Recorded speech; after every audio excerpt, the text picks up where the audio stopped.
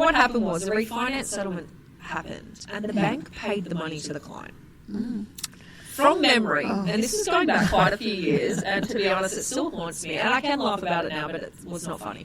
It was around $150,000-ish. And for some reason, the bank refinanced quite early, and it would have been at least 2 or 3 months before the investment settlement. I can't recall, because it was quite a number of years ago, I can't recall whether or not the investment was off the plan and hadn't registered, but there was a delay in the settlement. Yeah.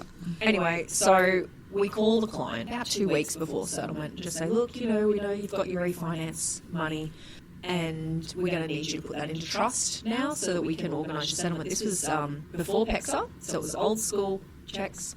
And the response I got on the end of the phone was silence. And I said, hello, are you there? Oh, yes, we don't have the refinance money. Well, I went into panic mode, thinking that their refinance hadn't settled, even though I'd been advised by the bank that it had. Yeah. And I said, I thought the refinance had settled. It was about 2 months ago. The funds should have been into your account. Were the account details wrong? And I got met with, oh, no, it's settled. And I said, oh, okay, so you got the money? And they said to me, yes, Kim, we got the money. And I said, great, so can you transfer that? And they said, we don't have it.